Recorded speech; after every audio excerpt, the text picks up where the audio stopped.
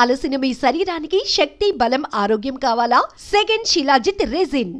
ఇక్కడే కృష్ణుడిని యాక్సెప్ట్ చేశారు. కృష్ణుడు ఉన్నారని ఇంత పెద్ద గొప్ప మహానుభావులు గుర్తించారు అనుకున్నప్పుడు ఇప్పుడు వచ్చినటువంటి ఒక డౌట్, ఆయన ద్వారకాధీశుని దర్శనం చేసుకున్నారు, సముద్ర గర్భంలోకి వెళ్ళారు, ద్వారకాపురం ఆ టైంలో ఎప్పుడు ఎలా ఉందో ద్వాపర యుగానికి నేను వెళ్ళొచ్చాను అన్నప్పుడు ఆధారాలు ఏమున్నాయి? అసలు కృష్ణుడు అక్కడే ఎందుకు ఉండేవాడు?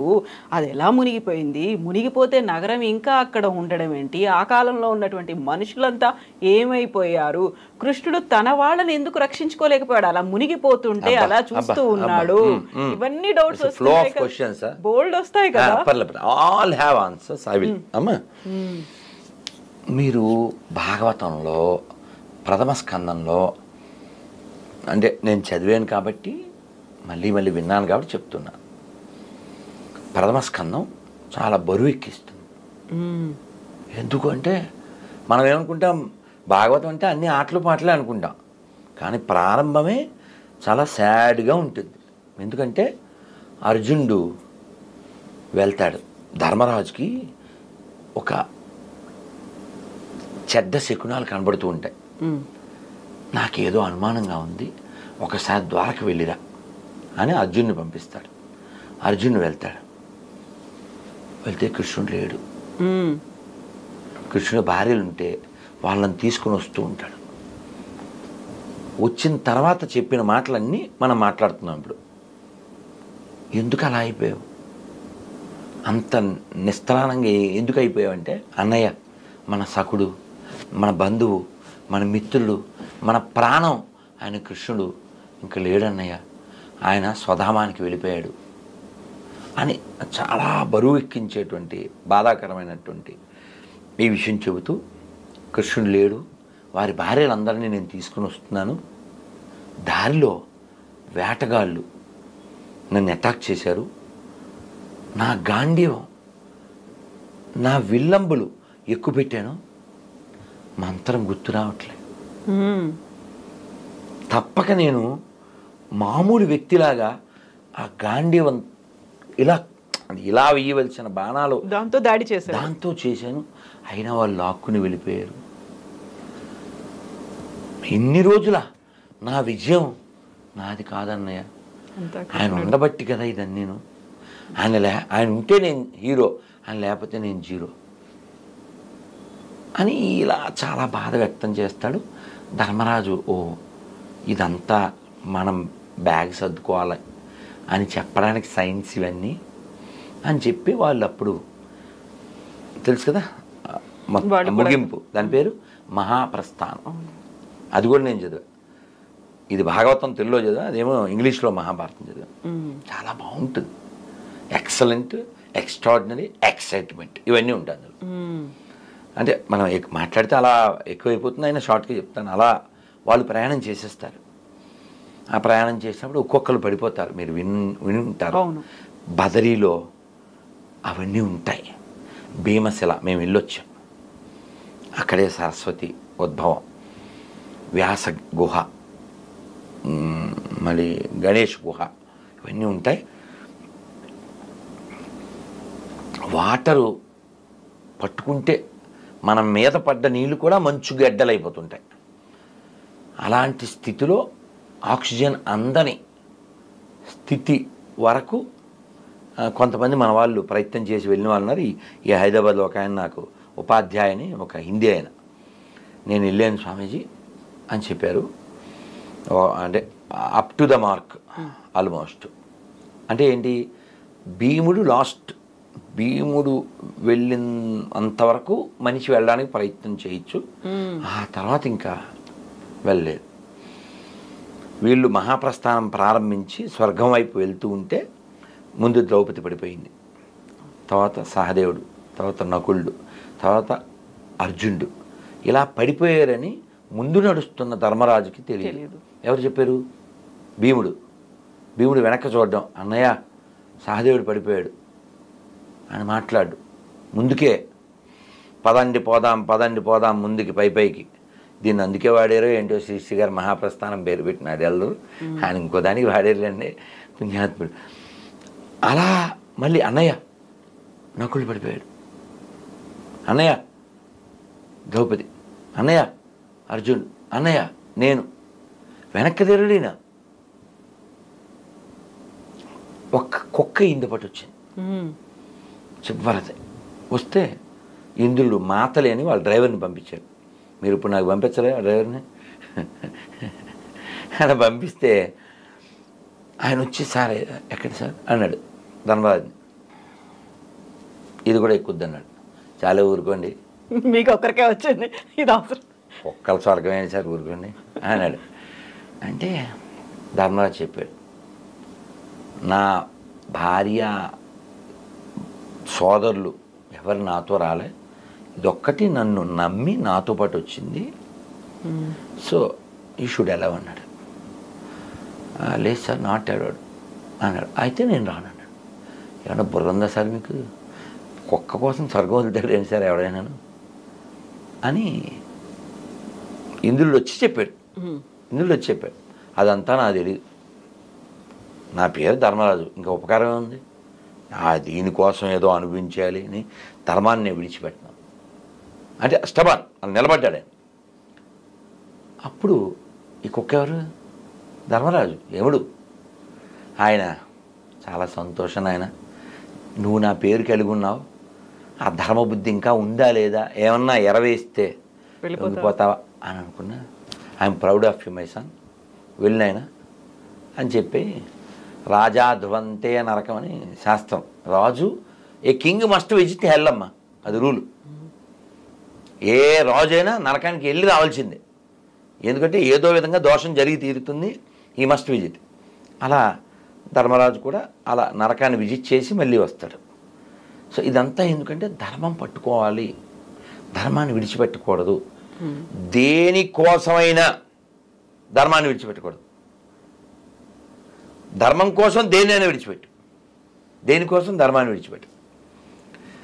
ఇలా భాగవతంలో ఈ ద్వారక ప్రస్తావన వస్తుంది. మరి మీరు అడిగేసారు చాలా క్వశ్చన్లు కదా, మరి అందుకని చెప్తున్నా వాళ్ళంతా ఏమైపోయారు, ఇది కదా క్వశ్చన్. అవును, అసలు అలా మునిగిపోతుంటే కృష్ణుడు ఏం చేశాడు? అసలు చెప్పింది ఆయన, అడిగాడు సముద్రుని. అక్కడ ప్రాబ్లం వచ్చింది కదా మధురలో, వాళ్ళందరూ ఇబ్బందులు పడుతున్నారు, వాడిని కంసుని వధించాడు, వాళ్ళ తాతగారిని సీట్లో కూర్చోబెట్టాడు. తర్వాత కూడా ప్రాబ్లమ్స్ ఉన్నాయి. సరే ఈ ప్రాబ్లమ్స్ లేకుండా సముద్ర మధ్యంలో నాకు స్థలం కావాలని అడిగాడు. సముద్రుడు స్థలం ఇచ్చాడు, బెట్ ద్వారకా అంట. బెట్ అంటే గిఫ్ట్, గిఫ్టెడ్ ల్యాండ్. మరి గిఫ్ట్ కొంతకాలం వాడుకున్నాడు, విశ్వకర్మని పిలిచి అద్భుతమైన సుందర నగరాన్ని నిర్మించాడు. అద్భుతమైన నగరం, చాలా ఆర్గనైజ్డ్, సిస్టమాటిక్. మరి స్వామి వెళ్ళిపోతున్నారు, ఇప్పుడు దాని పని లేదు. వీళ్ళందరూ కూడా దేవతలు ఎవరైతే స్వామితో వచ్చారో వాళ్ళందరూ కూడా వెనక్కి వెళ్ళిపోవాలి. ఇప్పుడు వాళ్ళని ఎవరు సమాప్తి చేస్తారు? ఏదో రీజన్ కావాలి. అందుకని కృష్ణుడు కొడుకుల్లో ఒక ఆయన సాంబుడు. సాంబుడు అంటే జాంబవతి కొడుకు. అతను ఏం చేశాడు, ఒక ఆడపిల్ల వేషం వేసుకుని, నారదుడు వాళ్ళు సప్తర్షులు వస్తే ఫ్రెండ్స్తో పాటు ఏమండి అంటే వాళ్ళే ఊరికి అల్లరే ఆడపిల్ల వేషం అతను వేసి, ఒకడు భర్తలాగా మా ఆవిడండి 8వ నెలండి ఎవరు పుడతారు, ఇలా. వాళ్ళకి తెలీదా? వాళ్ళకి కోపం వచ్చింది, ఎరా వేషాలు వేస్తున్నారా, వీడి కడుపున మొసలం పుడుతుంది అన్నారు. వాళ్ళకి భయం వేసింది. తాతగారి దగ్గరికి వెళ్ళి చెప్పారు, భీష్ముడి దగ్గరకో లేకపోతే ఉగ్రసేనుడి దగ్గర. మొత్తానికి వాళ్ళు నాయన దాన్ని సముద్రం దగ్గర అరగదీయింద్రా అని చెప్పారు. ఒక పెద్ద బండలా అది పుట్టింది. అరగదీసి అరగదీసి అరగదీసి ఆ నొరగంతా అది ఒక పెద్ద పెద్ద దుబ్బు అంటాం కదా, అలాంటివిగా తయారైంది. ఏమో మొక్క మిగిలింది పడేశారు. అది వదే చేప మింగిందంట. ఆ చేప ఎవడికో దొరికింది ఒకడికి, వాడు దాన్ని పొట్ట కోసాడు. ఇది బాగుంది కదా అని బాణానికి పెట్టుకున్నాడు. ఇవన్నీ ముందస్తు ఏర్పాట్లు, బ్యాగ్ సర్దుకున్నట్టు. వీళ్ళు ఆడ కూర్చుని కృష్ణుడి ఈ వంశీకులు రిలాక్స్డ్గా ఉన్నారు. మాట మాట మాట పెరిగింది అంతే. వాళ్ళని ఎవరు చంపకూడదు, ఇంకోళ్ళ చేతిలో చావకూడదు, వాళ్ళంతా దేవతలు కాబట్టి వాళ్ళ కథను ముగించాలిగా. వాళ్ళు కొట్టుకు చచ్చారు. అందుకే చూడండి యాదవ వంశంలో ముసలు వచ్చి వాళ్ళు కొట్టుకు చచ్చారా అంటుంటారు. మరి వెనక్కి వెళ్ళాలి, వాళ్ళు నగరమేమో లోపలికి వెళ్ళాలి, వీళ్ళేమో పైకి వెళ్ళాలి, కృష్ణుడు వైకుంఠానికి వెళ్ళాలి. సో వచ్చిన ఏదైతే పర్పస్ ఉందో అది ఫుల్ఫిల్ అయిపోయింది. అయితే ఇక్కడ మీరు ఇంకొక మాట అన్నారు, ఇదంతా జరిగిన తర్వాత పరిసమాప్తి అయిపోయింది, అవతారం మళ్ళీ స్వధామానికి వెళ్ళిపోయాడు అనుకున్న తర్వాత అర్జునుడు కృష్ణుడి భార్యలను తీసుకొని వస్తూ ఉన్నాడు. అందులో రాధ ఉండదు కదా, రాధని ప్రాణంగా ప్రేమించాడు, అంతకు మించి అనుకున్నాడు. అందులోనూ కృష్ణుడి కంటే రాధ వయసు ఎక్కువ పెద్దది అనుకుంటారు కదా, తనెందుకు దూరం పెట్టాడు? ఆ భార్యల్లో తనెందుకు లేదు? లేదు అమ్మా, మనకేం చెప్పారంటే శ్రీకృష్ణ చైతన్య రాధాకృష్ణ నహిరే అన్య, ఇది బెంగాలీ.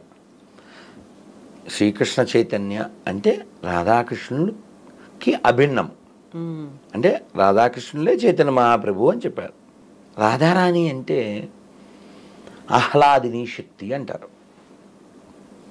కృష్ణుడు యొక్క ఆనందం ఒక రూపం చేస్తే ఆవిడ రాధారాణి. కాబట్టి రాధారాణి కృష్ణుడు వేరు కాదు, కేవలం లీలా ప్రకటన చేయడానికి మాత్రమే భగవంతుడు రాధారాణిని వచ్చేలా చేయడం జరిగింది. ఈ లీలా ప్రకటన ఇది అర్థం చేసుకోవడానికి మనకి కాస్త మెచ్యూరిటీ ఉండాలి. పైపైన చూస్తే అపరాధం చేస్తాం. అందుకని మనం షడ్గోస్వాములు రచించిన సాహిత్యాన్ని చదవాలి, చాలా శ్రద్ధగా, చాలా వినయంగా, భౌతికమైన భావనతో కాకుండా. అప్పుడు మనం కూడా ప్యూరిఫై అవుతాం. అంతేగాని ఏదో క్యాజువల్గా అలా డిస్కస్ చేయడానికి లేదు. అందుకే బృందావనంలో ఎవరంటే వాళ్ళు అడుగు పెట్టలేరు. మేము ఇస్కాన్లో జాయిన్ అయ్యాక 4 ఏళ్ల తర్వాత బృందావనం వెళ్తాను అని అనుకోలేదు. ఏదో అన్ని సిటీల్లాగే అదొకటి కాదు, గ్యారంటీగా చెప్తాను. చాలామందికి జరిగింది. నేను వెళ్ళగలను అనుకుని నువ్వు ఆగ్రా దాకా వెళ్ళగలవు, మహా అయితే మధుర దాకా వెళ్ళగలరు. గర్వం చేత వెళ్తే మాత్రం Radharani not allowed you to బృందావనంలో అడుగు పెట్టలేవు. ఎందుకని తప్త కాంచన గౌరాంగి రాధే బృందావనేశ్వరి వృషభానుసుతే దేవి ప్రణమామి హరిప్రియే. రాధే బృందావనేశ్వరి అంటే బృందావనానికి అధిపతి ఎవరంటే రాధారాణి. అలాగే మీరు మాట అన్నారు, రాధారాణి కృష్ణుడి కంటే పెద్దది అని. మేము ఈ డౌట్స్ అన్నీ ఒక 25 ఏళ్ల క్రితమే మా గురువుగారిని అడిగాం. అంటే జనసామాన్యంలో ఉన్నవి కదా ఇవన్నీ. కృష్ణుడి మీద రాధారాణి నెల 15 రోజులు చిన్నది. వృషభాను మహారాజుకి ఒక కమలంలో ఒక సరస్సులో ఆవిడ దొరికింది. మన సీతాదేవి ఎలా అయితే జనక మహారాజు దొరికిందో అలాగా ఆవిడ పుట్టిన తర్వాత దొరికిన తర్వాత ఉయ్యాల్లో వేశారు, కళ్ళు తెరవలేదు ఆవిడ. వాళ్ళు చాలా అయ్యో ఈ ముద్దులు మూట కట్టే పసిపాప కళ్ళు తెరవలేదని. తర్వాత యశోదామాయి నందమహారాజు ఈ వృషభాను మహారాజు యొక్క ఇంటికి వచ్చారు చిన్ని కృష్ణుని తీసుకుని. కృష్ణుడు ఆడుతూ వెళ్ళి ఆ ఉయ్యాలను పట్టుకున్నాడు. కృష్ణుడు ఎప్పుడైతే ఆ ఉయ్యాల పట్టుకుని నిలబడ్డాడో అప్పుడు ఆవిడ కళ్ళు తెరిచింది. అంటే కృష్ణుడిని మాత్రమే చూస్తుంది. సీతాదేవి గురించి చెప్తూ సింహాచల శాస్త్రి గారు గొప్ప హరికథకులు వారు అంటారు, సీతాదేవికి రాముడు ఒక్కడే తెలుసు, మనకు రాముడు తప్ప అన్నీ తెలుసు అంటారు. అలాగా రాధారాణి కృష్ణుడికి అభిన్నం, కేవలం ఆనందం, ఆహ్లాదిని శక్తి. భగవంతుడికి 3 శక్తులు ఉంటాయి. అంతరంగ శక్తి అంటే రాధారాణి, బాహ్య శక్తి అంటే ఈ భౌతిక ప్రపంచం, మనం అందరం కూడా భగవంతుడి యొక్క న్యూట్రల్, అంటే మనకి మనకు ఒక ఇచ్చ ఉంది. మనం ఇటు ఉండొచ్చు, అటు ఉండొచ్చు, అటైనా ఉండొచ్చు, ఇటైనా ఉండొచ్చు. ఇటు అటు కాదు, ఇటు కానీ అటు కానీ ఉండొచ్చు ఒకవైపు. అది గోన గన్నారెడ్డిలాగా ఆడా ఉంటా ఏడా ఉంటానని అనడం కుదరదు. మనకు ఒక స్వతంత్రం ఉంది జీవులకి. ఆ స్వతంత్రాన్ని మనం సరిగా ఉపయోగిస్తే భగవంతుడి వైపు ఉంటాం, మనం మిస్యూజ్ చేస్తే భౌతిక ప్రపంచంలో ఉంటాం. ఆ చాయిస్ మనది. కాబట్టి బుద్ధిమంతుడైన వాడు శాస్త్రాలు చదవడం ద్వారా, వినడం ద్వారా, గురువుని ఆశ్రయించడం ద్వారా, మళ్ళీ పుట్టకుండా ఉండడం ఎలా ఈ ప్లాన్ చేస్తాడు. ఇక్కడ ఉండటం కుదరదు కదా. చాలా బాగుంది స్టూడియో, చాలా బాగుంది కారు, చాలా బాగుంది ఇల్లు, కానీ ఇవన్నీ అశాశ్వతం. యదృశ్యం తన్నశ్యం. మొన్న మధ్య మీకు గుర్తుందా టర్కీలో 34 అంతస్తుల బిల్డింగ్ ఓనర్ 17 సెకండ్లో బెగరైపోయాడు. ఎందుకు? భూకంపం. మీకు గుర్తుందా ఒక 15 ఏళ్ల క్రితం కర్నూలులో వరదలు వచ్చింది, మొత్తం ముంచెత్తింది. కర్నూలు సిటీలోకి వరద రావడం ఏంటి? బ్రహ్మంగారు ఎప్పుడూ అయిపోయారు, వచ్చేసింది. కర్నూలు జిల్లాలో చాలా నష్టం జరిగింది. ఆ ఫోటోలు కొన్ని చూస్తే చాలా బాధగా ఉంటాయి. 40 ఎకరాల ఆసామి మట్టి బురద అంటుకున్న బ్లడ్ తింటున్నాడు. ఏం చేయాలి? కాబట్టి ఎప్పుడు ఇలా ఉంటాను అని ఎప్పుడు అనుకోకూడదు. ఇది ఒకటి చెప్తాను, తర్వాత మీరు అడుగుదురు. అర్జునుడు తీసుకొస్తున్నారు కదా, ఆ తీసుకొస్తున్నప్పుడు తను ఇలా ఫెయిల్ అయ్యాడు. మరి అదేంటి, వాళ్ళు రక్షించబడాలిగా. ఇది కూడా మీ ప్రశ్నేగా. ఇప్పుడు ఆ ద్వారకలో ఉన్న వాళ్ళ విషయం మీకు చెప్పాను. వాళ్ళకి వికెట్ చేయాలి. వికెట్ చేయాలంటే ఏదో వికెట్ పట్టుకుని కొట్టుకోవాలి, వాళ్ళని ఇంకోటి చంపకూడదు, వాళ్ళని వాళ్ళే కొట్టుకోవాలి కదా. అక్కడే సమాప్తం. ప్రోగ్రామ్ వైండప్ చేయాలి. ఇక పెద్ద ఆయన వెళ్ళిపోతున్నారు, ఇంకా మిగిలిన రావాలి, అక్కడ వెళ్ళిపోవాలి కదా, ముందు ఏర్పాట్లు. సో కాబట్టి అక్కడ ఒక రీజన్ కావాలి, ఆ రీజన్ కోసం మొసలం, తద్వారా అది వైండప్. మరి వీళ్ళెవరు? ఇప్పుడు తెలిసి తెలియక, సరిగా చదవక, ఈ వాట్సాప్ యూనివర్సిటీ బ్యాచ్లు తయారయ్యి కృష్ణుడు 16,000 మందిని చేసుకున్నాడు, ఆయన దేవుడు, ఇలా ఏదో వాగుతూ ఉంటారు. రామచంద్రమూర్తి వనవాసం చేస్తున్నప్పుడు ఆయన చాలా అందగాడు కదా. అందగాడమ్మా మా రాముడు ఎంతటి అందగాడమ్మా, ఆజానుబాహుడమ్మా అరవింద నేత్రుడమ్మా, కోదండరాముడమ్మా కారుణ్యధాముడమ్మా, సీతమ్మ నిలచిన గోపన్న కొలచిన భక్తులు తలచెడి శ్రీరాముడు, శంఖ చక్రధారుడు, అదిగో గౌతమి ఇదిగో భద్రాద్రి, రామదాసు నిర్మించిన ఆలయం. అంతటా అందగాడు కాబట్టే పుంసాం మోహన రూపాయ పుణ్యశ్లోకాయ మంగళం. పుంసాం మోహన రూపాయ అంటే పురుషులు కూడా ఆకర్షించే అంత అందగాడు. ఇంత అందగాడైన రాముణ్ణి మేము సేవించాలి, ఆయనతో పాటు ఉండి అని ఋషులు కోరుకున్నారు. సీతాదేవి ఉంది, ఇప్పుడు నియమం ఏకపత్ని వ్రతం, నేను మళ్ళీ వస్తా, వచ్చినప్పుడు మీరందరూ నాకు పత్నులై మీరు సేవిద్దురు అన్నాడు. సో ఆ ఋషులందరూ గోపికలుగా వచ్చారు. వాళ్ళందరూ ఓ కారణం ఉండాలి కాబట్టి నరకుడి చేత బంధింపబడ్డారు. వాళ్ళంతా కృష్ణుని కోరుకున్నారు. ఏదో వాడి పేరేంటండి, అలెగ్జాండరో లేకపోతే తైమూరో లేకపోతే ఈ బ్యాచ్ ఉన్నారే తొగ్లక్కో, ఇలాంటి వాళ్ళు ఎత్తుకొచ్చేసి అలాంటి కార్యక్రమం కాదు అది. వాళ్ళు కోరుకున్నారు మేము కృష్ణుడిని తప్ప ఇంకెవరిని వివాహం ఆడము అని.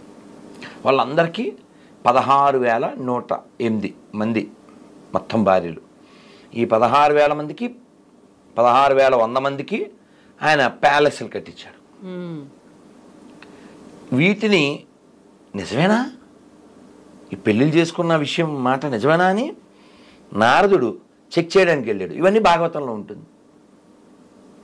నువ్వు భాగవతాన్ని విశ్వసిస్తే నీ యూనివర్సిటీ తెలివితేటలు ఏం వాడకుండా జస్ట్ యాక్సెప్ట్ ఇట్. అలా ఈ ఋషులందరూ ఆయన భార్యలుగా ఉండి భగవంతుడి సాంగత్యాన్ని పొంది భగవంతుడు ఇంకా వైకుంఠానికి వెళ్ళిపోయాడు. వాళ్ళు కూడా వాళ్ళ స్వస్థలాలకు వెళ్ళిపోవాలి. మరి ఏదో విధంగా ప్యాకప్ అయిపోవాలి. అర్జునుడి మహాప్రస్థానం ఆయన వెళ్ళిపోవాలి. సో వీళ్ళందరూ ఈ ఆటవికుల ద్వారా లాక్కి వెళ్ళిపోయారు. లాక్కి వెళ్ళిపోతే ఇది కూడా చెప్పాలి, ద్వారక దగ్గర గోపీ తలాబ్ అని ఉంటుంది.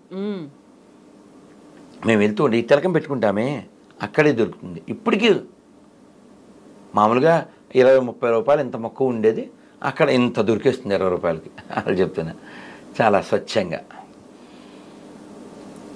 ఆ గోపీ తలాబ్ ఏమిటి అంటే ఈ ఆటవికుల చేత కొనిపోబడుతున్నటువంటి కృష్ణుడి యొక్క భార్యలు, వాళ్ళకి ఆటవికులు అంటేనే కల్చర్ ఉండదు అని కదా, వాళ్ళు మనం పెళ్లి చేసుకుందాం అన్నారు కృష్ణుడి భార్య వాళ్ళు.